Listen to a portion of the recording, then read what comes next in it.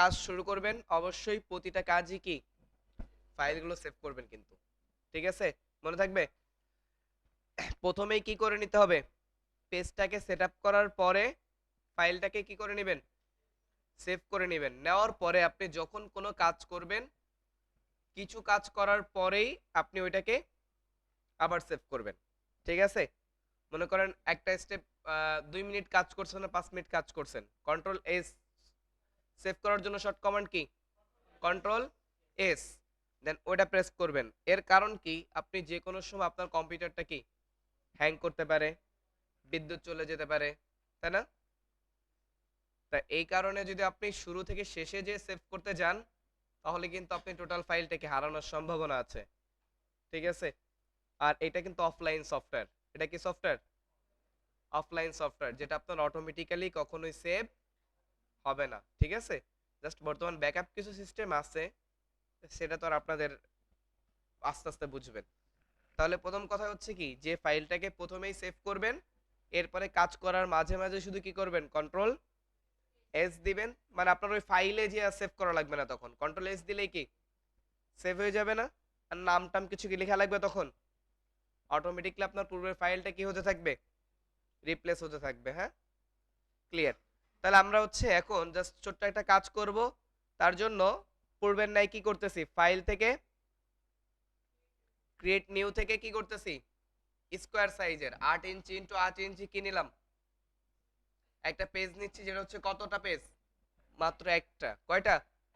একটা পেজ নিলাম, বাকি তো 8 জিবি ছিল, 8 জিবি আছে। খেয়াল করবেন আপনারা এর পূর্বে যখন কোনো পেজকে ক্রিয়েট করছেন, পরবর্তীতে এখানে কি সেম অপশনগুলো কি থাকে, সেভই থাকে, ঠিক আছে? দেন আপনি যদি হচ্ছে কি করতে পারেন, প্রয়োজন যেগুলো চেঞ্জ করে সেগুলো চেঞ্জ করবেন, আর যদি কোনো চেঞ্জ না করেন পূর্বের যে ভ্যালু বসাইছেন সেমটা এখানে থেকে যাবে। ক্লিয়ার? আপনি যদি ক্রিয়েটে ক্লিক করেন, এখন আমি যে সাইজটা দিয়েছি কত কত, 8 ইন্টু 8, তাহলে সেই অনুযায়ী আমার কি পেপার সাইজটা চলে আসছে না? এখন আমার প্রপার্টিজে এখন কি দেখাচ্ছে বলেন তো, আমাদের পেজের আর্টবোর্ডের যে তথ্যগুলো সেগুলোকে আমার প্রপার্টিজে দেখাচ্ছে, তাই না? যদি আমি এখানে প্রপার্টিজ থেকে গ্রিডটাকে অন করি, তাহলে দেখেন কি হচ্ছে, আমার এখানে গ্রিড শো করতেছে না। দেন গ্রিডটাকে অফ করে দিলাম, তাহলে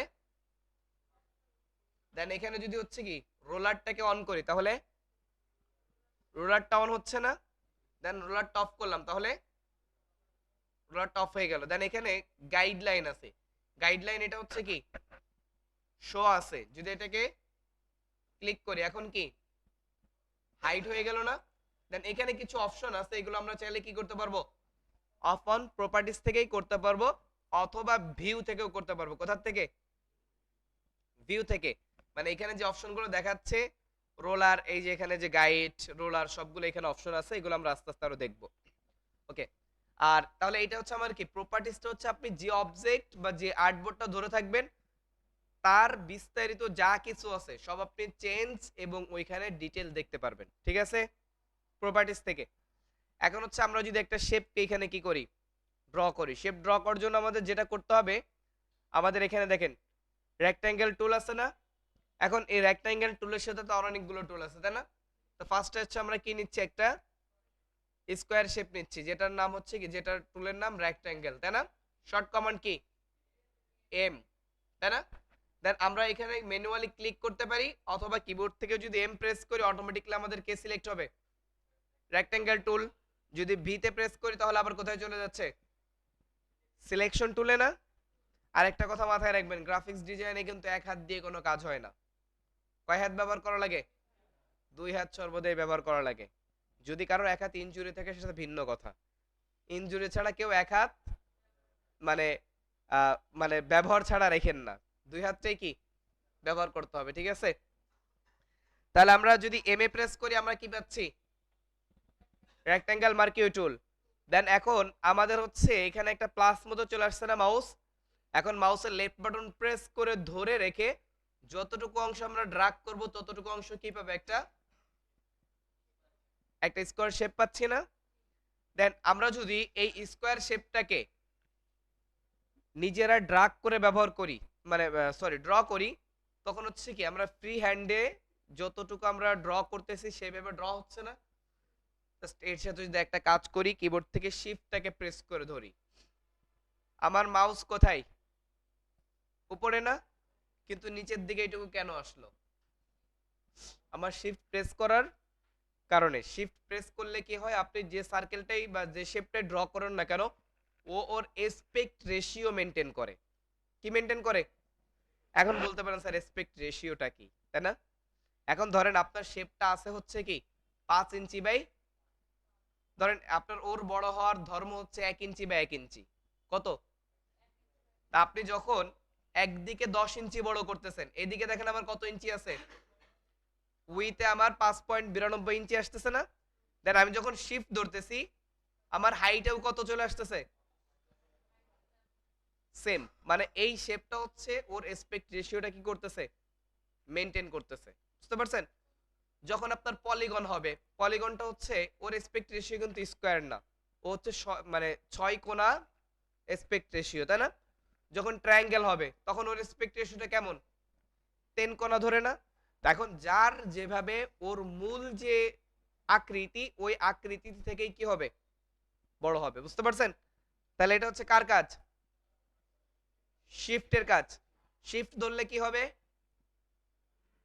এসপেক্ট রেশিও মেনটেন করে বড় হবে। ঠিক আছে?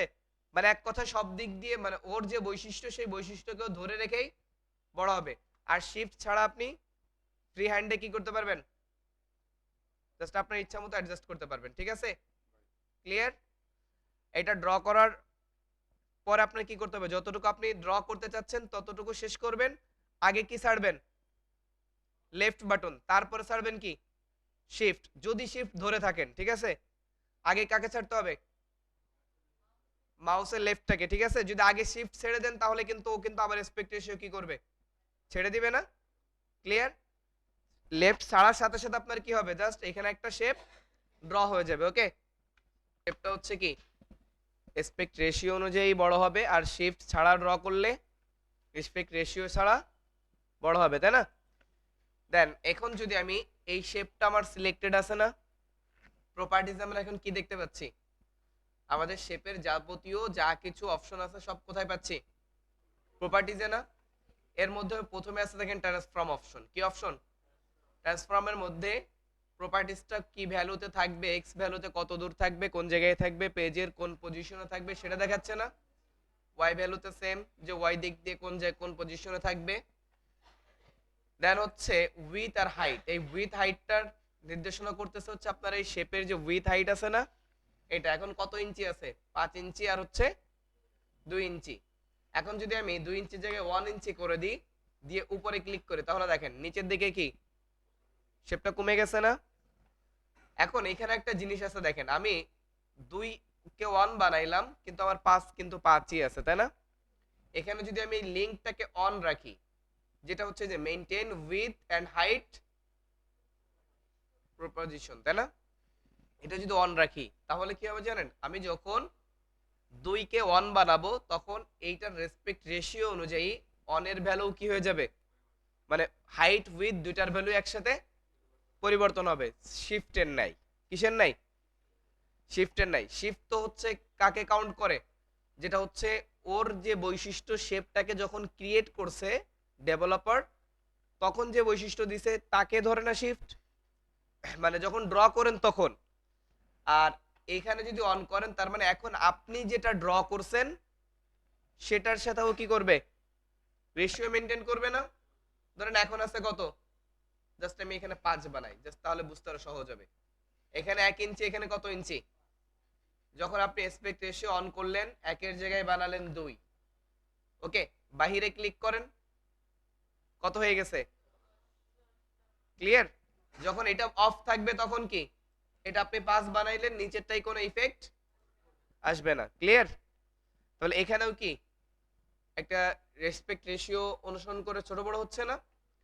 দেন এখানে যদি আপনি কি করেন, জাস্ট এটা ছোট বড় করার সময় ডানে টান দিলে কি হচ্ছে দেখেন,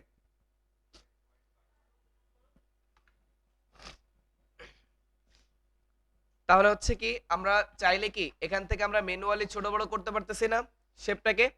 দেন ছোট বড় করার সময়ও যদি আমরা কি ধরি, শিফটকে ধরি, তাহলে আমাদের শেপটা কি হচ্ছে দেখেন, মানে এসপেক্ট রেশিও মেনটেন করে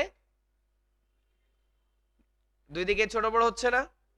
ক্লিয়ার? তাহলে আমরা ম্যানুয়ালিও ছোট বড় করতে পারি, আবার কি এখানে ভ্যালু ব্যবহার করেও কি করতে পারি, ছোট বড় করতে পারি, তাই না? ক্লিয়ার সবার এতটুকু? এখন এটা শুধুমাত্র আমি শেপের ক্ষেত্রে আলোচনা করলাম, এটা কি আদার্স যেগুলো টুল আছে সবগুলোর ক্ষেত্রেই কি সেম হবে, ঠিক আছে?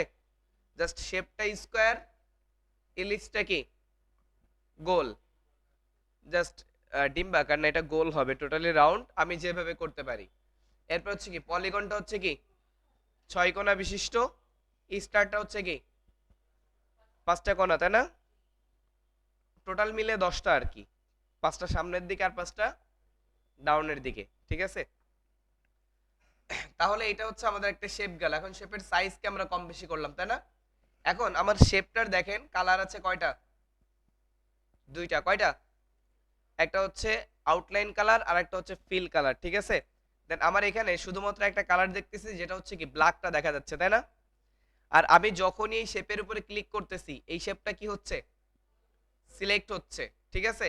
দেন বাইরে ক্লিক করলে শেপটা ডিসিলেক্ট হয়ে যাচ্ছে। দেন আমি যখন এটাতে ক্লিক করতেছি শেপটাকে, তখন প্রপার্টিজে কার অংশ দেখতে পাচ্ছি, শেপের। দেন বাহিরে ক্লিক করতেছি তখন কারটা দেখতে পাচ্ছি, পেজের, তাই না? দেন আপনি যখন যে আর্টবোর্ডটা সিলেক্টেড থাকবেন সেই আর্টবোর্ডের অপশনগুলো কোথায়, প্রপার্টিজে দেখতে পারবেন। এখন শেপকে ধরার পরে প্রথম আমরা ট্রান্সফর্মের কাজ দেখলাম, তাই না? এরপরে কি আছে অ্যাপিয়ারেন্স। অ্যাপিয়ারেন্সে প্রথমে আছে দেখেন কি ফিল। অ্যাপিয়ারেন্সের ভিতর হচ্ছে আপনার সবগুলো হচ্ছে কালারের অপশন। কিসের অপশন? প্রথমে আছে কি ফিল। ফিল আমার এখানে কি চুজ করা আছে, তার জন্য আমার এখানে কি দেখা যাচ্ছে, হোয়াইট। এখন আমার ব্যাকগ্রাউন্ডটা যখন হোয়াইট, ফিলও হোয়াইট, এই যে কারণে আমি বুঝতে পারতেছি না যে ওইখানে কোনো প্রকারের কালার আছে। তাহলে আমি ফিলটাকে যদি এখানে ক্লিক করি কালারের উপরে, আমার এখানে কিছু কালার এখানে শো করতেছে না? দেন আমি যদি এখানে পিঙ্ক কালারটা, ম্যাজেন্টা কালারটাকে এই করি, তখন কি চেঞ্জ হয়ে গেছে না? দেন এখানে ফার্স্ট অপশনটা খেয়াল করেন, ফার্স্ট অপশনটাতে লেখা আছে কি নন। তার মানে আমার যখন ফিলে কোনো প্রকারের কালার প্রয়োজন হবে না, তখন আমরা কোনটাকে চুজ করব, ননটাকে। তখন আপনার ফিলের থাম্বনেলটাও কেমন থাকবে, নন সিম্বল থাকবে না? যদি হোয়াইট থাকে তার মানে কি আপনার ওখানে একটা কালার আছে, আর যদি নন থাকে তার মানে কোনো প্রকারের কালার নেই। দেন স্টকে কি করা আছে দেখেন তো, ব্ল্যাক। যদি স্টকের উপরে ক্লিক করি তাহলে এখানেও সেম কালার অপশনগুলো পাচ্ছি না? এখান থেকে আমার প্রয়োজন মতো যদি রেডকে সিলেক্ট করি, আমার স্টকটা কি হয়ে গেছে, রেড হয়ে গেছে না? দেন স্টকের পাশে আবার লেখা আছে 1pt। কি লেখা আছে? মানে আমার এই স্টকটা এখন যতটুকু মোটা আছে এটা হচ্ছে কি 1pt মোটা আছে। যদি আমি এখানে আপ অ্যারোতে ক্লিক করি তাহলে দেখেন 2pt 3pt এভাবে কি বড় হচ্ছে না? দেন আমি যদি এখানে ম্যানুয়ালি লিখেও দিই যে হচ্ছে 10pt, তাহলে দেখবেন কি 10pt হয়ে গেছে না? যদি এখানে 0 করে দিই, কত করি, তাহলে কি আর আছে স্টক? কারণ কি আমি কত পিটি করছি, অলরেডি 0pt করার সাথে সাথে এখানেও কালার কি দেখাচ্ছে, হোয়াইট নাকি নো? ক্লিয়ার? তাহলে আমরা স্টকটাকে 0pt করেও কি করতে পারি, নাই করতে পারি, কিন্তু হোয়াইট আছে তার মানেও কি এখানে কি একটা কালার আছে যেটা আমরা কালোর উপরে দিলে বুঝতে পারবো, তাই না? ক্লিয়ার? হোয়াইট আছে মানেও একটা কালার আছে, যেমন এটাও হোয়াইট, তার মানে এখানে একটা কালার। কালার না থাকা মানে হচ্ছে কি টোটালি ট্রান্সপারেন্ট, পিছনের অবজেক্টটা দেখা যাবে। আর কালার থাকা মানে কি পিছনের অবজেক্ট দেখা যাবে না, ঠিক আছে? জাস্ট আপনার ওইটাই একটা অবজেক্ট। তাহলে এইভাবে আমরা কি যে কোনো শেপের কালারকেও কি করতে পারবো, চেঞ্জ করা যাবে না? দেন এরপরে আসছে হচ্ছে অপাসিটি। এরপরে কি, এখন এই যে দুইটা কালার আপনি ব্যবহার করতেছেন, এই দুইটা কালারের গাঢ়ত্ব বা এই কালারের পার্সেন্টেজ কতটা থাকবে সেটা নির্ভর করে কার উপর। এখন অপাসিটিটা আমার কত দেওয়া আছে, 100%। যদি আমি এখান থেকে অপাসিটি 100 থেকে করে দিই 50%, তখন দেখেন হোয়াইটটা, সরি এখানে 29-এ চলে গেছে, 50 করলাম, বাহিরে একটু ক্লিক করলাম, দেখেন পিছনের ব্ল্যাকটা কি হালকা হালকা দেখা যাচ্ছে না, হোয়াইটটা হালকা হয়ে গেছে, পিছনে কালারটা দেখা যাচ্ছে। যদি এখানে একদম জিরো করে দিই,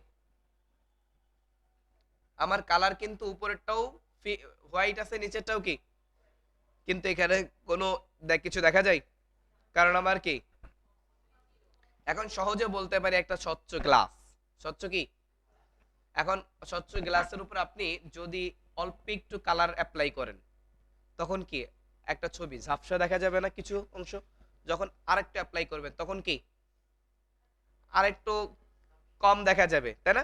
এভাবে করতে করতে যখন আপনি ফুললি ওটাকে কি করবেন, কালার করে দিবেন, তখন ওটা কি একদম ঢেকে যাবে। ক্লিয়ার না? হ্যাঁ। এখন যদি আমি 100% করি, তার মানে কি পিছনে কোনো অবজেক্ট টোটালি দেখতে পারবো না, বা হচ্ছে আমার এই কালারটা ফুললি 100% থাকবে।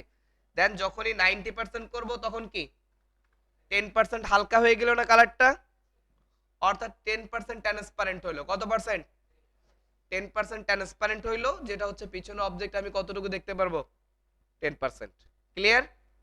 এই তিনটা কালার হচ্ছে কি ফিল, স্ট্রোক, অপাসিটি। এই তিনটা মিলে আপনার টোটাল শেপ বা যে কোনো অবজেক্টের কি নির্ধারণ করবে, কালার। ঠিক আছে? ওটা দেখতে কেমন হবে, লাল, কালো, বা হচ্ছে কতটুকু কালার থাকবে, কতটুকু থাকবে না। ক্লিয়ার? তাহলে আমাদের অপাসিটি পর্যন্ত আপাতত কাজ ছিল এখানে। ঠিক আছে, বাকি যেগুলো আছে অ্যালাইং অপশন, অ্যালাইংটা আমরা অলরেডি এখানে নিয়ে নিছি না, তা যার জন্য আমরা এখান থেকেও দেখতে পারবো, এখান থেকেও কি দেখতে পাবো। ঠিক আছে, আমি প্রপার্টিজ থেকে দেখাচ্ছি, এর কারণ একটাই, সব জিনিস একই জায়গায় পাবেন। সেম কাজটা আমাদের এখানেও কালার চেঞ্জ করা যায়, এখান থেকেও কালার চেঞ্জ করা যায়, এখানেও দেখেন অপাসিটির কি অপশন আছে না, আর প্রপার্টিজে হচ্ছে কি সব এক জায়গায় পাওয়া যায় সিরিয়াল ওয়াইজ। ঠিক আছে, শুধু আপনি নামটা মনে রাখবেন, ফিল, স্ট্রোক, আর হচ্ছে কি, এখন সেম অপাসিটিটা আবার কোথায় আছে, উপরেও আছে না, মানে এই অপাসিটিটা যত জায়গায় আছে মনে করবেন কি সবার কাজই কি এক। ফিল যত জায়গায় আছে সবার কাজ, স্ট্রোক যত জায়গায় আছে সবার কাজ কি উইথ, মানে এর কাজ কি ডাব্লিউ এর কাজ কি উইথ ভ্যালু, তার মানে আপনি যে অবজেক্টকে ধরে আছেন তার উইথটা কমাবে, তাই না? হাইট ভ্যালুর কাজ কি তার হাইটের ভ্যালুটা কমাবে, তাই না? যত জায়গায় দেখবেন সবই কি একইভাবে কাজ করবে। ক্লিয়ার? ওকে, তাহলে হচ্ছে সবাই এতটুকু